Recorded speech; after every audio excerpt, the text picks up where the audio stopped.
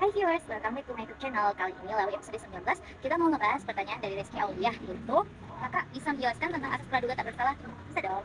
Jadi, dalam bahasa Latin, asas praduga tak bersalah ini disebut sebagai nullum delictum nulla poena sine previa lege poenali, yang maksudnya tidak ada delik, tidak ada pidana tanpa peraturan terlebih dahulu. Jika kita melihat pasal 1 ayat 1 Kitab Undang-Undang Hukum Pidana, menyatakan bahwasannya tiada suatu perbuatan dapat dipidana kecuali atas kekuatan aturan pidana dalam undang-undangan yang telah ada sebelum perbuatan dilakukan. Dalam hukum pidana inilah yang dikenal sebagai asas legalitas, yakni asas yang menentukan bahwa tidak ada perbuatan yang dilarang dan diancam dengan pidana jika tidak ditentukan terlebih dahulu dalam undang-undang. Intinya, setiap orang yang dituduh melakukan suatu tindak pidana dianggap tidak bersalah sampai terbukti bersalah melalui persidangan yang adil sesuai dengan hukum, dan putusannya pun harus ingkar. Hal tersebut bermakna bahwa ketika seorang dituduh melakukan suatu kejahatan, hukum mengasumsikan bahwa orang tersebut tidak bersalah hingga terbukti sebaliknya. Hal ini menegaskan prinsip bahwa beban pembuktian itu berada pada pihak yang menuduh, dan individu yang dituduh memiliki hak untuk dianggap tidak bersalah selama proses hukum berlangsung. Baik selama persidangan, pihak yang menuduh harus menyajikan bukti yang cukup untuk meyakinkan pengadilan bahwa orang tersebut bersalah. Hingga bukti tersebut disajikan dan diterima oleh pengadilan, individu tersebut dianggap tidak bersalah.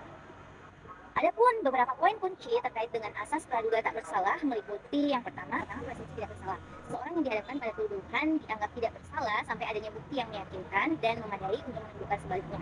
Hal ini berarti bahwa beban pembuktian itu ada pada pihak yang menuduh. Yang kedua, hak untuk membela diri.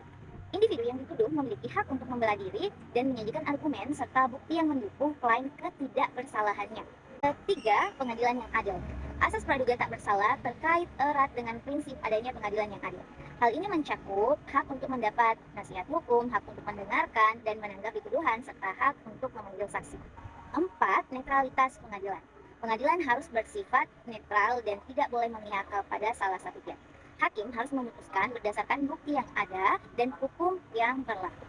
Kelima, tidak ada hukum tanpa proses hukum yang adil. Asas praduga tak bersalah juga mencakup prinsip bahwa tidak boleh ada hukuman tanpa melalui proses hukum yang adil dan sesuai dengan hukum yang berlaku. Intinya, kita bisa melihat bahwasannya asas praduga tak bersalah ini mencerminkan keyakinan bahwa kebebasan individu dan hak-hak dasar mereka itu tidak boleh dicabut tanpa dasar hukum yang kuat dan adil. Prinsip ini merupakan fondasi bagi sistem peradilan yang menghormati hak asasi manusia. Asas praduga tak bersalah di dalam bahasa Latin juga disebut sebagai a incambi probatio quilicit non quilico. Artinya, beban pembuktian ada pada pihak yang menuduh, bukan pada pihak yang membantah.